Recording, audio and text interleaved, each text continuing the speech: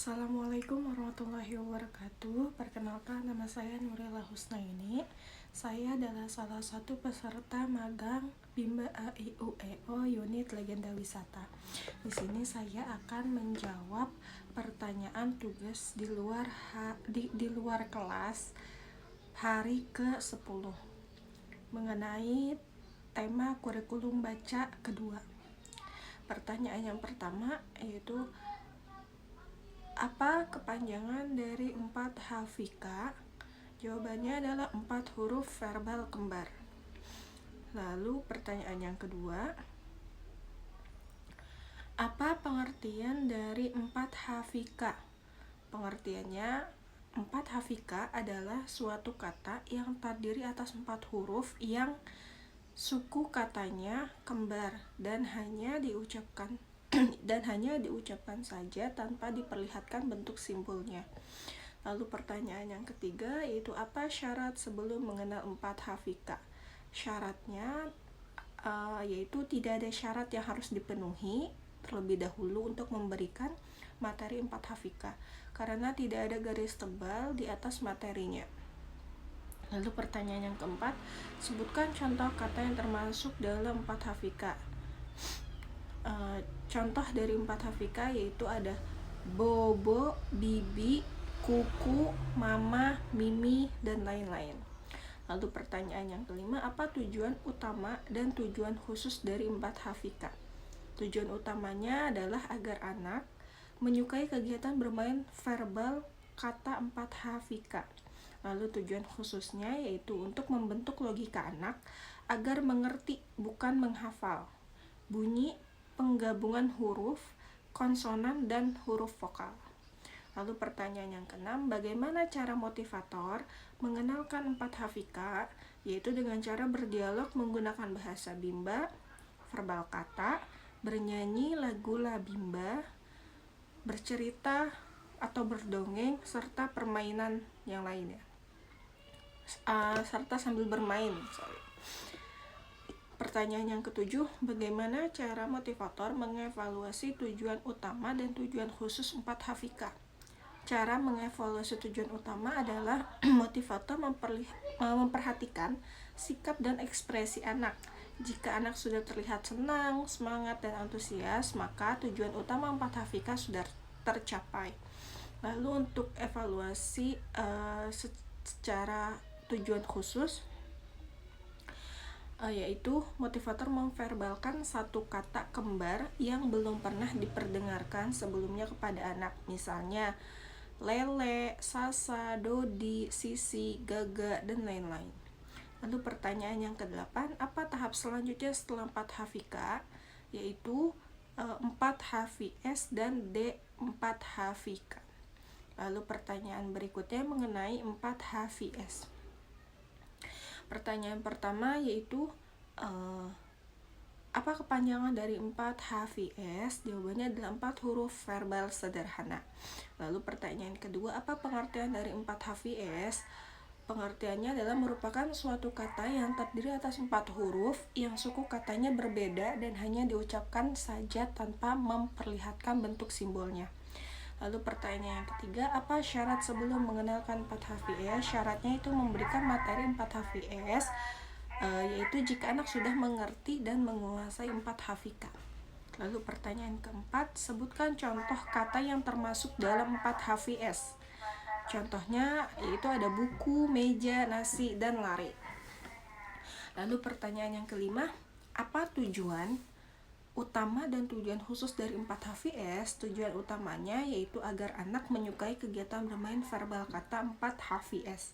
Lalu tujuan khususnya itu untuk melatih anak menghubungkan bunyi huruf konsonan dan vokal atau suku kata yang berbeda.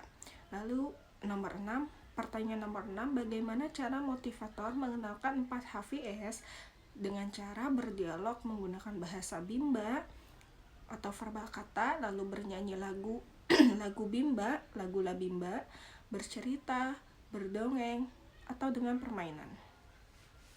Lalu pertanyaan yang ketujuh yaitu, bagaimana cara motivator mengevaluasi tujuan utama dan tujuan khusus 4 HVS? Cara mengevaluasinya yaitu Motivator memperhatikan sikap dan ekspresi anak. Jika anak merasa antusias, maka tujuan utama 4HVS sudah tercapai. Lalu untuk mengevaluasi tujuan khususnya, yaitu dapat dilakukan dengan cara memverbalkan satu kata yang suku katanya berbeda dan belum pernah diperdengarkan sebelumnya kepada anak. Contohnya biru, bata, dan lain-lain. Lalu pertanyaan nomor 8 yaitu apa tahap selanjutnya setelah 4HVS?